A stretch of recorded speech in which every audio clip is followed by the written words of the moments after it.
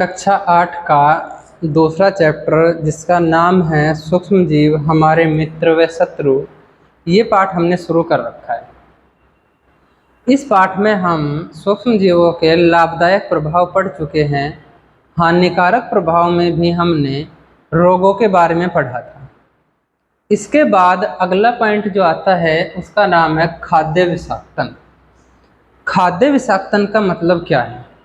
खाद्य विषाक्तन का मतलब है कि जब हम जो घरों में खाना बनाते हैं वो एक निश्चित समय के बाद में खराब हो जाता है। जैसे हमने घर में सब्जी बनाई, वो 12 से 15 घंटे के बाद में वो खराब होने लग जाती है।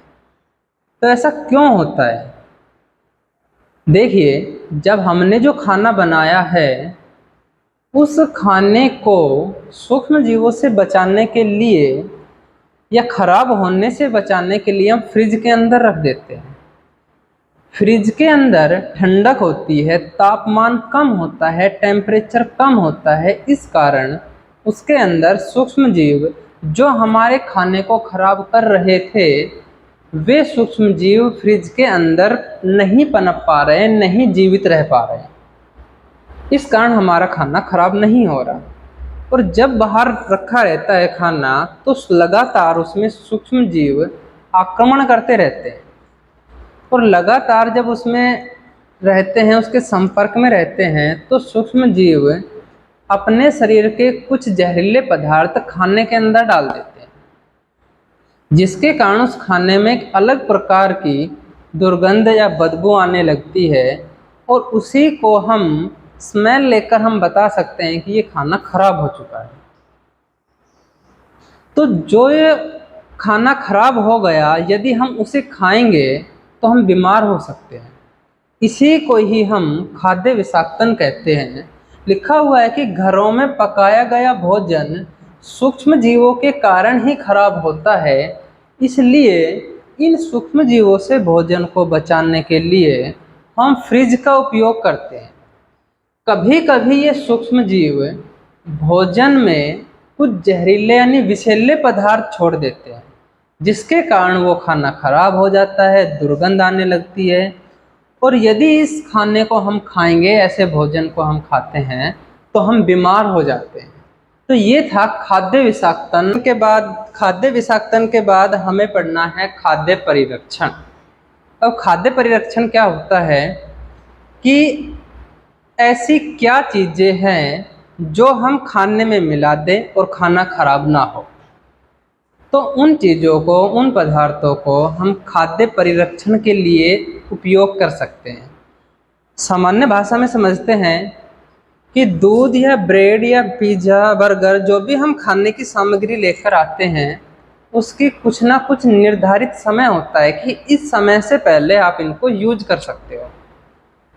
लेकिन जब हम इस समय के बाद उसे यूज करना चाह रहे हैं, जैसे ब्रेड के पैकेट खुला रखा है और समय जो उसकी डेट थी उस डेट के बाद हम यूज कर रहे हैं, जब उसको खोलकर देख रहे हैं तो उसके अंदर कुछ हरे हरे रंग की संरचना यानी कुछ उसमें कवक दिखाई दे रही है, फंगस दिखाई दे रहा है, तो हम उसे कहेंगे कि एक ब्रेड खराब हो चुका है। तो खाद्य पदार्थों में, खाने की सामग्री में हम क्या क्या मिलाएं कि वो खराब ना हो। जैसे आम की बात करें, एक आम वो है जो हम मार्केट से लेकर आए और 3 या 4 दिन के लिए हमने अपने घर में रख दिया। 3-4 दिन बाद वो खाने लायक नहीं रहा, वो सड़ गया, उसमें से बदबू आने लग गई, वो काले काले रंग का होने लग गया।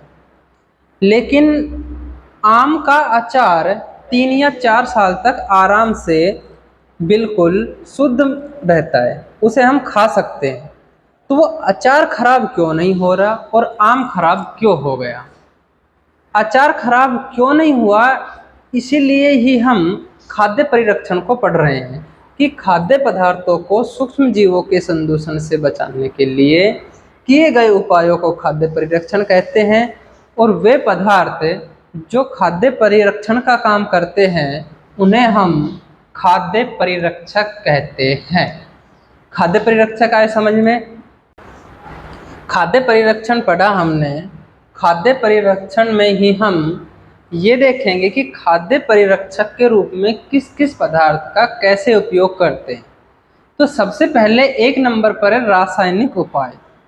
यदि हम अपने खाने की सामग्री में सोडियम बेंजोएट और सोडियम मेटाबाइसल्फाइड मिला दें, इनमें से एक मिला दें, तो हमारा खाना खराब नहीं होगा।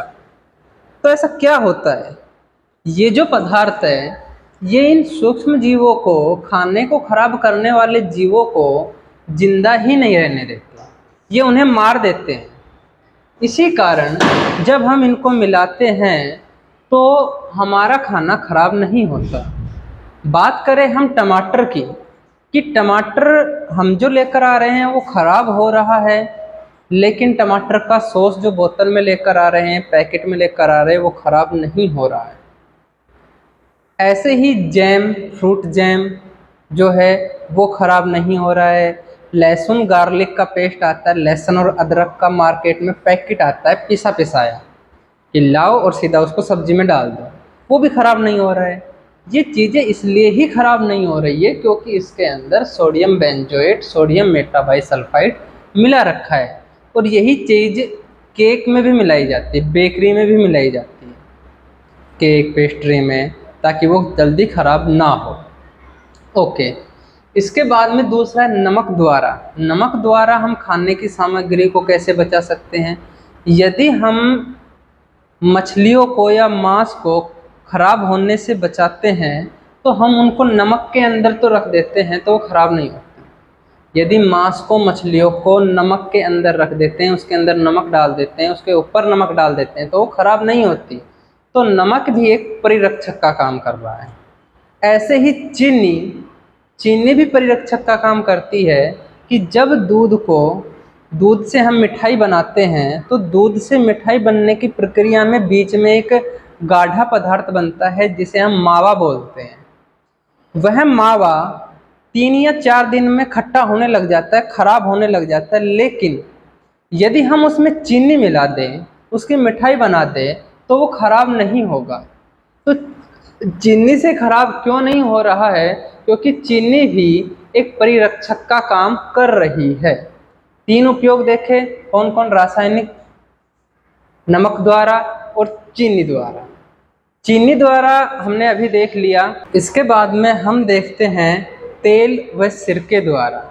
तो तेल और सिरके से हम कैसे खाद्य पदार्थों को बचा सकते हैं।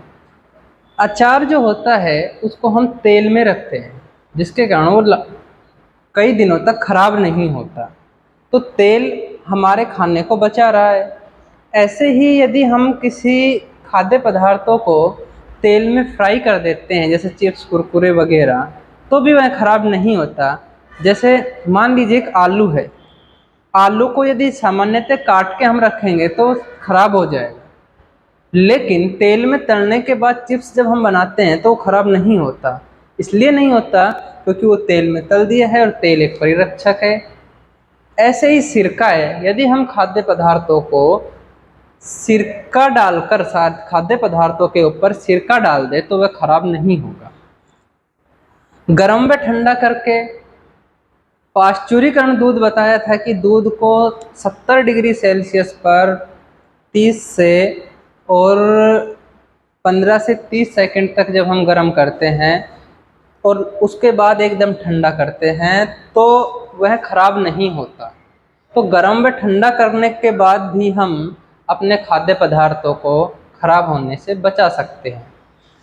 ऐसे ही पैकिंग और भंडारण, जब हम कोई भी खाद्य पदार्थ है यदि उसका स्टोर अच्छे से करें और इसकी पैकिंग अच्छे से कर दें तो भी वह खराब नहीं होगा।